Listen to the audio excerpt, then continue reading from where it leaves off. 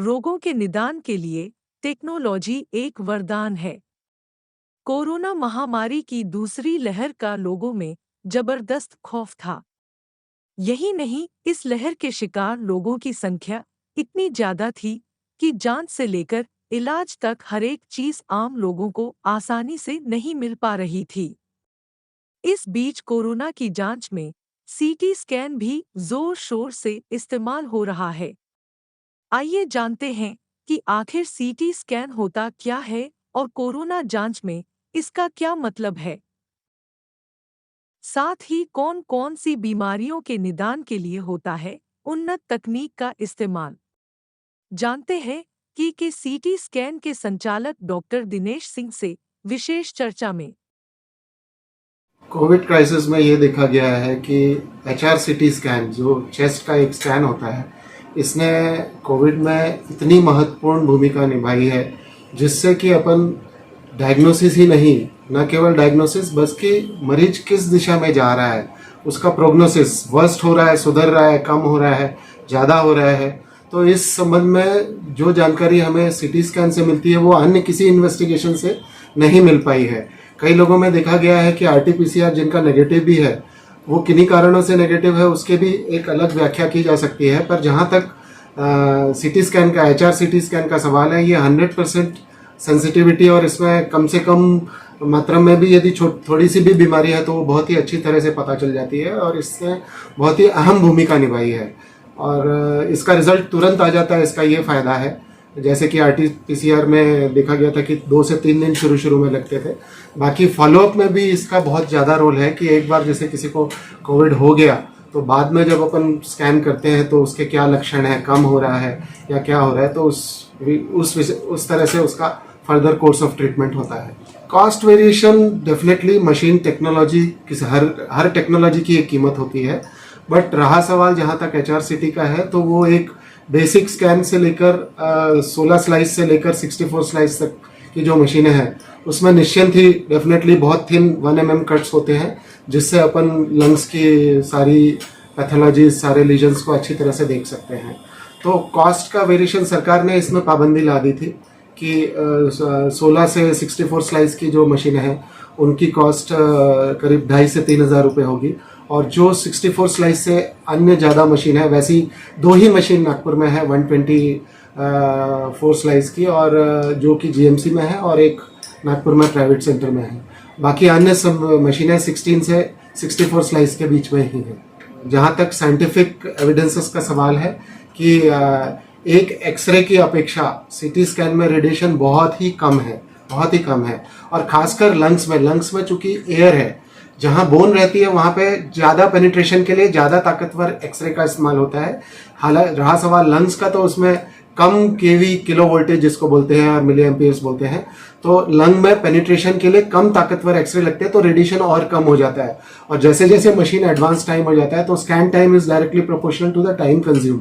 तो जितना कम टाइम रहेगा तो उतना कम रेडिएशन होता है। तो रेडिएशन अपने को फायदे देखने हैं, नुकसान नहीं। हर चीज के कुछ चीजें फायदा होता है और कुछ नुकसान होता है, तो we should look at the positive side. पर डेंगू में क्या होता है कि प्लेटलेट्स अत्यधिक बहुत ही तेजी से कम हो जाते हैं, जिसकी वजह से थर्ड स्पेस में लंग्स में पानी जमा हो जाता है, पेट में पानी जमा हो जाता है और प्लेटलेट कम होने से यदि ब्लीडिंग की मात्रा कभी कभी ज़्यादा हो जाती है, क्योंकि प्लेटलेट एक शरीर में इस तरह की सेल्स है जो ब्लड यदि रिसाव हो रहा है तो वो रोकने के काम आते हैं। जहाँ पे प्लेटलेट एग्रीगेट हो जाते हैं और खून का थक्का बंद हो जाता है, जब वो कम हो जाते हैं तो हेमरेजेस के चांसेस रहते हैं। बट थर्ड स्पेस में, लंग्स में, पेरिटोनियम में, एब्डोमेन में पानी जमा हो जाता है, जिसकी वजह से शॉक में जाता है पेशेंट। सोनोग्राफी एक बहुत ही बेहतरीन टूल है जो हर जगह और जिसके कोई नुकसान नहीं है और बहुत आसानी से ये टेस्ट किया जा सकता है, जिसकी कॉस्ट 800 से 1200 रुपये तक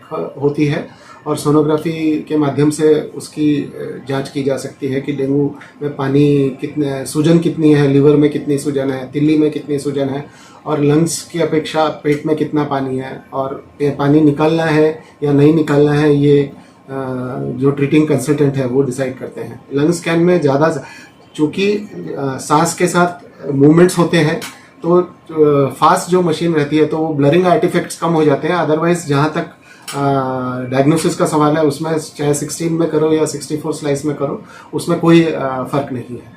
स्टैंड बाई टाइम, हमारा ऑपरेटिंग टाइम, हमने कोविड काल में जब बहुत रश रहता था, सर 200 से 250 पेशेंट दिन में किए हैं, तो पेशेंट का इन टाइम से लेके आउट टाइम 8 से 10 मिनट में हम उसके हाथ में रिपोर्ट, फिल्म और सब कुछ दे देते थे। हालांकि ये सेंटर हमारा रेलवेज, आईसीआईसीआई और रिजर्व बैंक की तरफ से सीजीएचएस के पैनल में है, तो हमें चारों तरफ से रेफरल, और इस एरिया में यहाँ से कामठी तक और सेंट्रल बाजार तक कम स्कैन है। तो हमने इस कोविड काल में बहुत ही दक्षता से अपनी सेवा सरकार के माध्यम से और सरकार के जो पैमाने तय किए गए थे उस हद में रहते हुए हमने ज़्यादा से ज़्यादा लोगों की सेवा करने का काम किया है। डेफिनेटली डिस्ट्रिक्ट हॉस्पिटल या डिस्ट्रिक्ट लेवल पे या स्टेट लेवल पे भी आज भी सीटी स्कैन की कमी देखी गई है, बट कमी के अलावा सीटी स्कैन के अलावा जैसे गाड़ी को चलाने वाला भी होना, उस स्पेशलिटी के रेडियोलॉजिस्ट भी होना चाहिए। तो मशीन तो लगा सकते हैं अपन, पर उसको पढ़ने का, उसकी दक्षता, वो देखने वालों की भी लोगों की कमी है। साइंटिफिक एडवांसेस होते रहते हैं। अभी सोनोग्राफी की मशीन हमने 6 महीने पहले यहाँ पे नई मशीन लाई है, जो माइंडरे इनसाइट DC80 है। ये बहुत ही आधुनिकतम मशीन है, जिसमें प्रेगनेंसी या फिर बाकी जो सुविधाएं हैं, मस्कुलोस्केलेटल, वैस्कुलर डॉपलर, ये सारी चीज़ें उसमें हो जाती है। और समय के साथ धीरे धीरे, चूँकि ये मशीन बहुत कॉस्टली होती हैं, तो समय के साथ हर 4 साल, हर 5 साल में चेंज करना कई बार मुश्किल भी होता है, बट समय के साथ एडवांसमेंट हर फील्ड में ज़रूरी है। सर, यूजुअली जो HRCT स्कैन है नॉर्मल 4 से 4,500 रुपये में होता है, बट सरकार ने इसमें क्लैपिंग की हुई है। कोविड से रिलेटेड जो भी जांच होंगी वो 2,500 से 3,500 के बीच में की जाएंगी।